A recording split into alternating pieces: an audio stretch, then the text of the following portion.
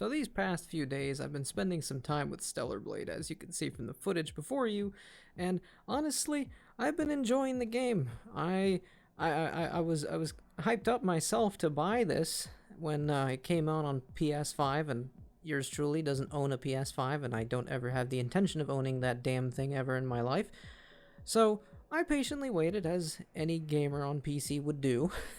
And when the game finally graced us with its presence on Steam back on Wednesday, as of the time I'm recording this, it's Sunday, June 15th, 2025, year of our Lord 2025.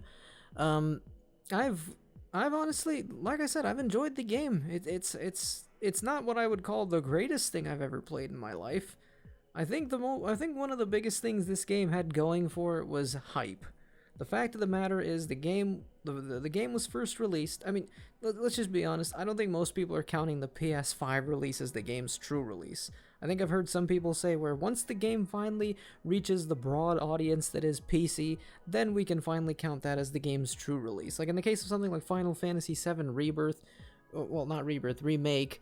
In the case of FF7 Remake, when that game finally got out of the PS5 exclusive, the PS4 exclusivity bullshit, and it finally dropped on PC, well, we had to wait a little bit longer because it first dropped on Epic Games Store only, and then we had to wait a little more until it finally dropped on Steam. But once it finally dropped on Steam, everybody considered the Steam release. I think it's just common, it's just an accepted fact that when a game drops on Steam, that's when we can declare that it's officially released.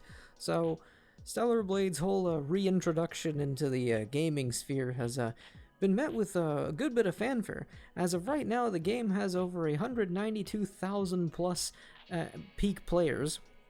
It's already surpassed games like Left 4 Dead 2, and I think right behind it was A Story About My Uncle. You'll see the chart here pop up on screen.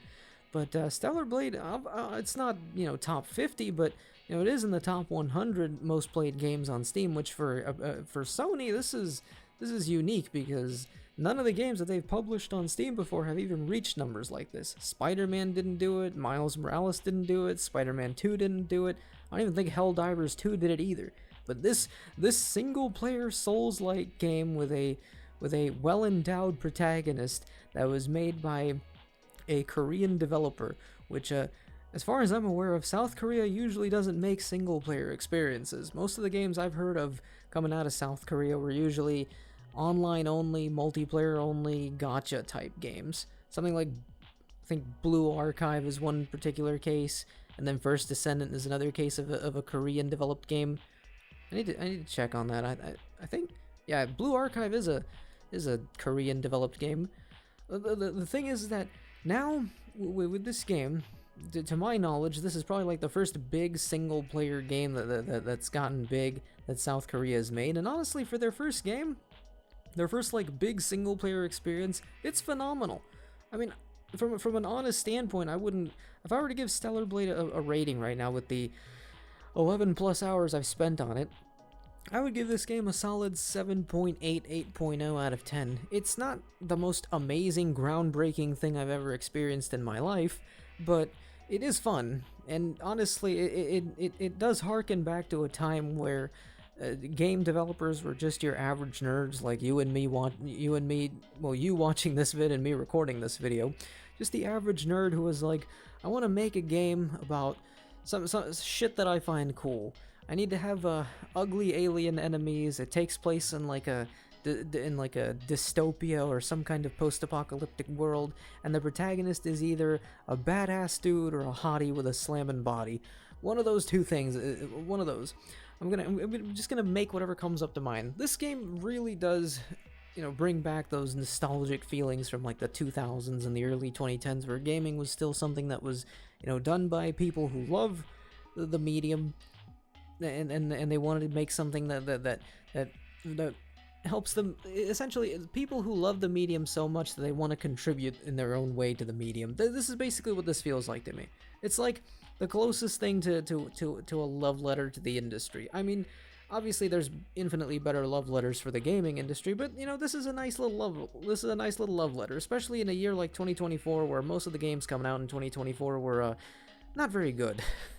And Honestly, I know that this game benefited heavily from the whole woke versus not woke whole culture war thing that was going on. Where I remember where this game was getting promoted a lot by the anti-woke pages on the anti-woke accounts on Twitter, and guys were like, "This game is the future. This game is gorgeous." Here, look, my honest opinions on the game are, it's fun. The story is very mediocre. I don't think throughout my time playing Stellar Blade I've even remotely given two shits about the characters. I mean, the voice acting has been well done. I'm playing the game in English, of course, but the voice acting's pretty good. It's just that the way the characters are written, I'm not going into this expecting something like 2B and Near, but you know, it's the story could have been a little better. But like I said, the gameplay is phenomenal. Animations need to be a little less stiff. I felt like the animations in this game are a little stiff, but you know, they're nothing too bad. You know, it's the obviously graphically it's beautiful. And obviously, of course, the main selling point, the protagonist here, Eve, is well, as you can see by the way I've got Eve looking. I mean, obviously, like she and the gameplay are the two main selling points of this. But I am happy at least to know that the developer of this game, the main director of this, has taken note of the fact that one of the biggest complaints about the game was the story. The story is just very lackluster. Like I said, 7.8 out of 8.0 out of 10 is pretty good for this game. Now I'm truly hoping that the sequel does even more for the story of this. But for now, you know, this is nice. You know, it's a nice little game. You know, it's fun. It's not something that's trying to preach something stupid to you or trying to, you know, make you question something that you shouldn't really have to be questioning unless you turn on like CNN or some crap. You know, it's a nice game. It helps distract the mind from the shittiness that is reality. Now, the thing is that after playing this for a while and seeing the fanfare this game got, it did remind me about a couple of things. The way, at least, how the East versus the West does gaming. Obviously, in the modern day, as somebody who's grown up experiencing the best that Western gaming has had to offer, and then going to what Western gaming has become today, where shit like Last of Us Part 2 gets praised for no justifiable reason. Like, and then Eastern gaming, you have countries like South Korea and China now getting into the mix of like game development and producing games of high caliber that we've never even seen come out of these countries before in like the past 20 years. And now Japan has like actual competition over in East Asia. It's quite nice seeing it, you know. But now seeing how audiences here in the West are like, we like what they're doing in Asia, we don't like what they're doing here in the West. And if we're taking an example of like the better games that we've made, and I say better loosely, you know, games like Call of Duty, for example. Yes, I know Call of Duty is Call of Duty, but hear me out for a minute. This is like one of the better franchises that we have. And even something like Call of Duty is still guilty of some of the most heinous of bullshit business decisions, like the overuse of AI and the lack of actual support for the game when it comes to cheaters or anything regarding that. Like, it's like Western developers, their main focus is, and I know that money is the main driving force for the whole industry, that whether it's East versus West, it doesn't matter, money is still the driving force, but in the West it seems as though the money has just become such a big necessity to the point where customer satisfaction takes a backseat to corporate satisfaction. If the company is not making the billions of dollars that it's sought out to make, and it's not cutting corners and making even more money that they really don't need to make, you know, then apparently the shareholders are going to be pissed, and the earnings calls are not going to be very good for this quarter. Like that's the thing we've been hearing from somebody like Activision or somebody like EA. You know, these companies churn out the most atrocious of business practices imaginable with microtransactions, and now with the whole thing of AI generated slop. It's honestly depressing. Hell, even one of even something like Epic Games, for example, which I know I have my own disliking of Epic Games and their CEO. As somebody who plays Fortnite frequently, it's one of those weird love-hate relationships. I love Fortnite, I hate the company that makes Fortnite, but I like the developers that work for the company that I hate that makes Fortnite, and I don't like the CEO of the company that I hate that makes Fortnite, which is a thing that I like. So, weird relationship.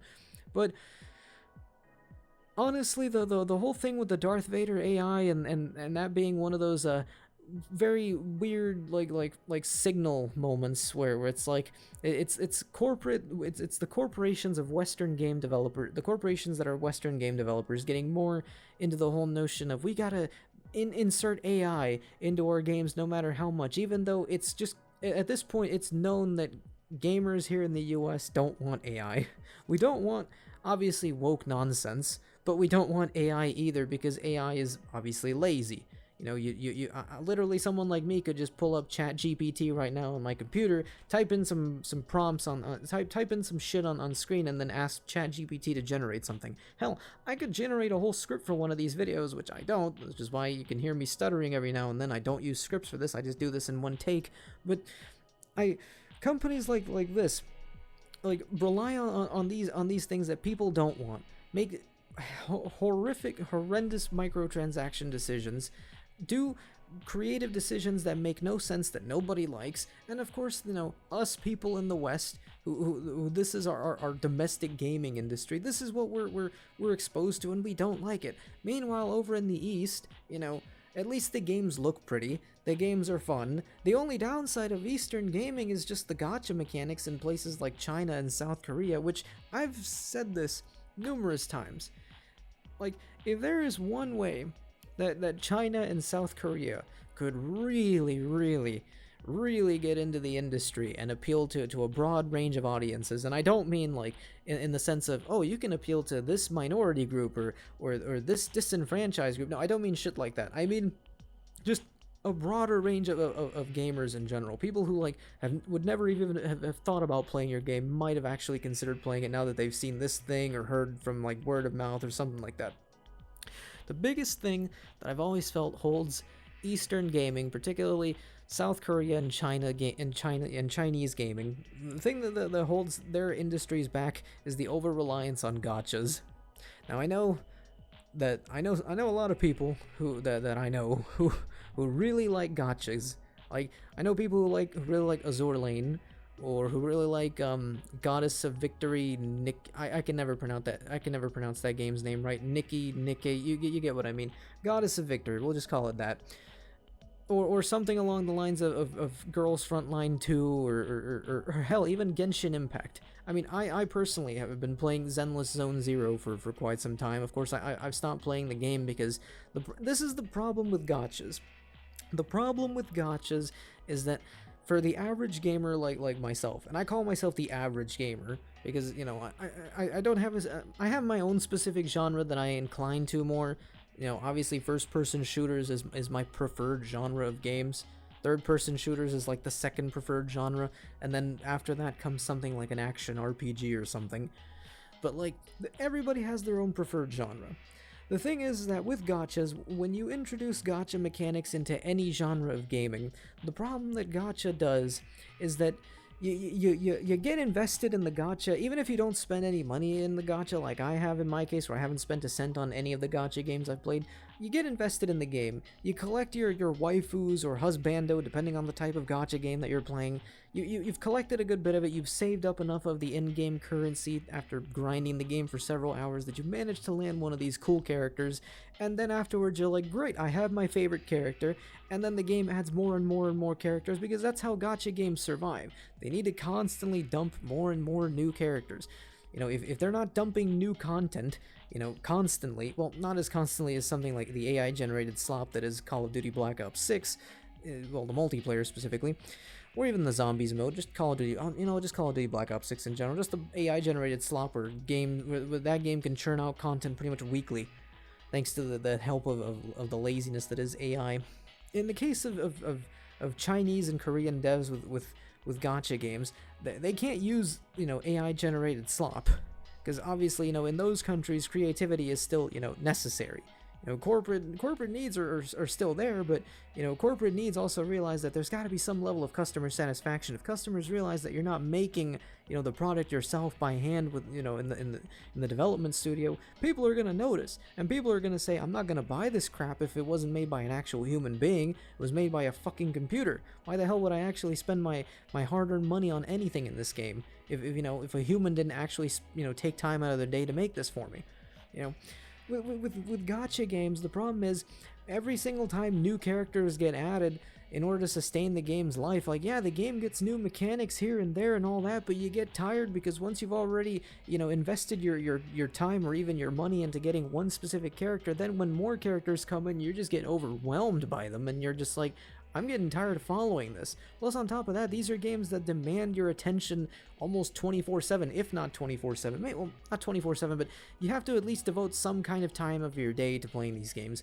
I remember something like Zenless Zone Zero or even Genshin Impact has daily quests.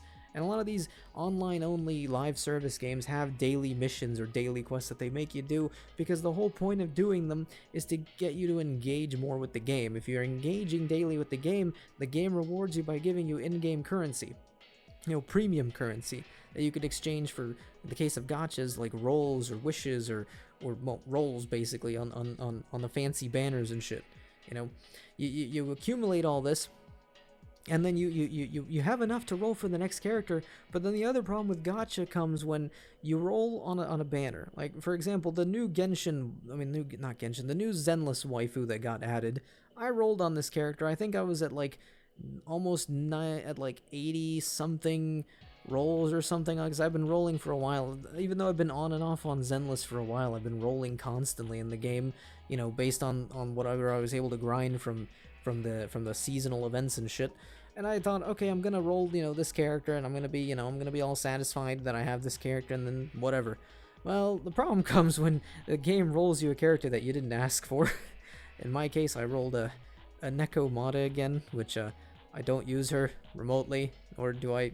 I don't really care much for the character. So getting a second, I think I'm getting another character, another role of a character that I do not want, that I don't like, that I don't want or care for at all, really just kills your motivation to want to keep going and playing the game, because you're like, it's like that emptiness that you feel with a gacha. It's like, I know that there's some people who develop gambling like addictions for gachas, where you're like, no, I feel that if I keep investing my hard-earned money into this, I will eventually land the waifu that I want. But the problem is that when you're someone like me who's free to play, once you've invested enough of your time into the grind to get enough of the currency, you're a free-to-play player, you roll as much as you can, and you don't get rewarded with the character that you want, then you lose interest in the gacha, which comes back to the cycle of the problem with Eastern game developers relying heavily on gacha, particularly in China and South Korea.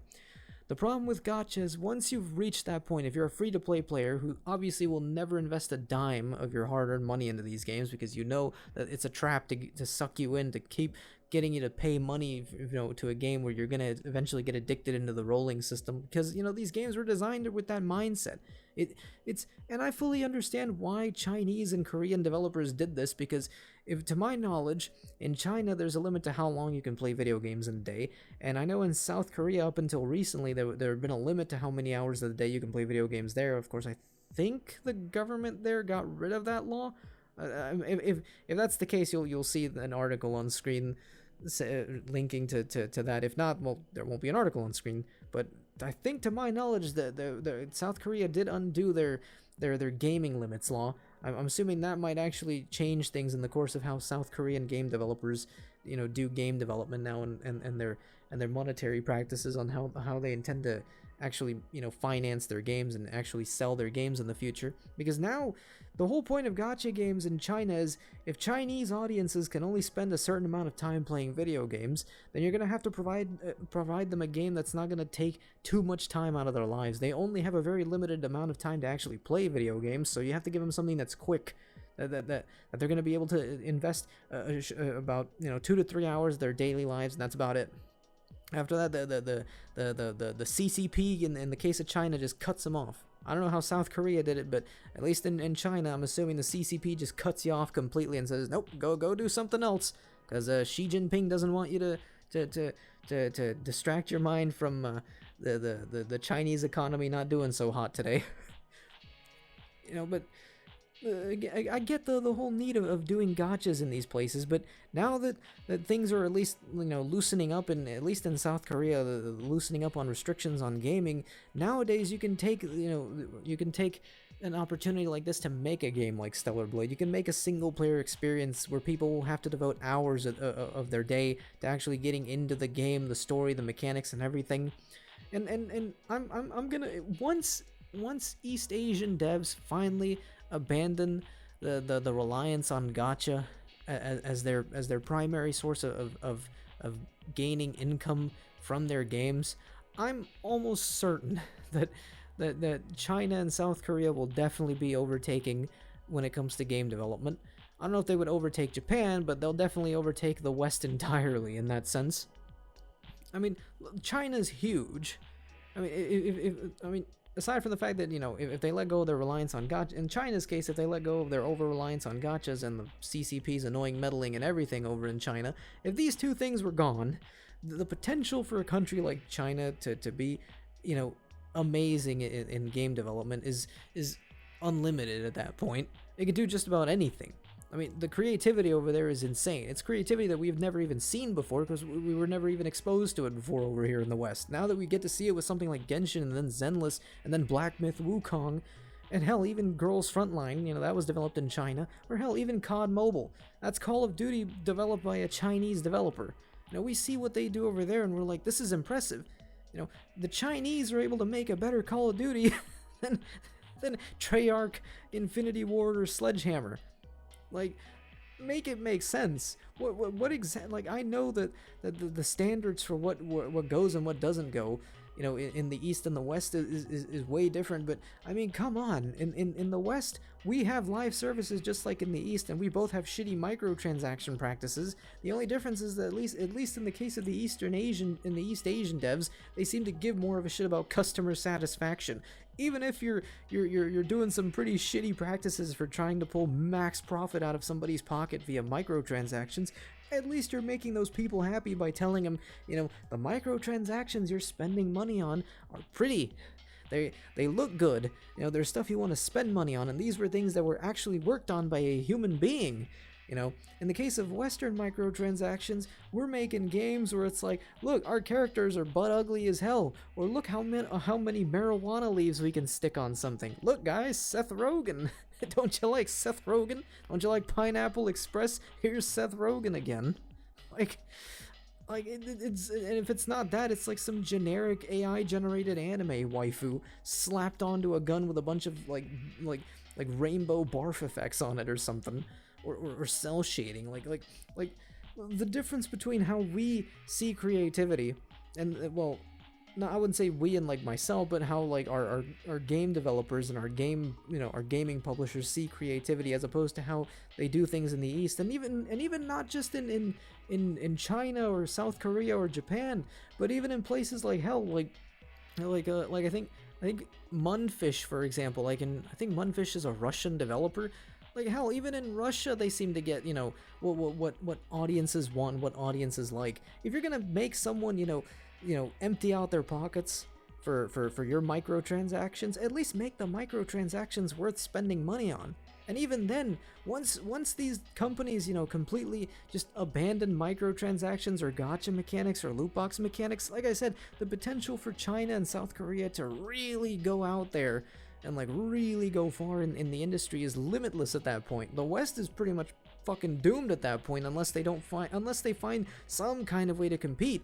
But if our method of competing is like more AI generated slop, shittier microtransaction practices that put gachas to shame, and absolutely no shits given to customer satisfaction, and remember, you will not own anything and you will like it. We continue doing bullshit like this, our industry is gonna be, I mean, it already is a laughingstock, but it might as well at that point be extinct, because nobody's gonna fucking spend money on it, and clearly nobody's spending money on it. I mean, hell, like I said, Stellar Blade in only a few days is already at 192,000. It's already beaten a bunch of other games in peak players on Steam.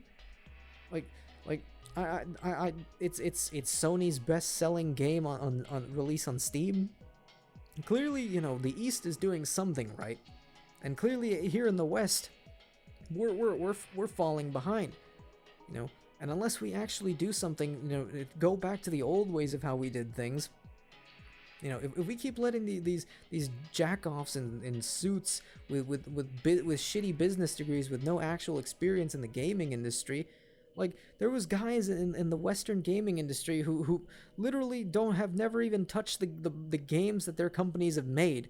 They don't play video games at all. These guys are just like, I don't play games. I just simply run the company that publishes the games. Okay, but you should probably play the product that you're publishing. I'm pretty sure the guy that created Stellar Blade has probably played his own game. I'm sure Yoko Taro played, Nier God knows how many times. I'm sure, the guys who worked on the original Modern Warfare 2, those guys definitely played the game a bunch of times. You gotta, actually understand the product. You gotta understand the consumer.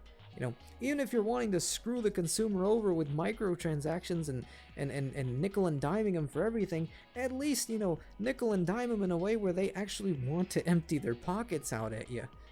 Don't just nickel and dime them for everything and then hand them barf on a platter and be like, this, you will spend your hard-earned money on my AI-generated marijuana anime waifu slop that's cel-shaded and you will like it, because this is how the market goes, because this is how many years of my shitty business degree and research that I put in went into to actually coming up with the results for me to think that this stuff will actually appeal to you.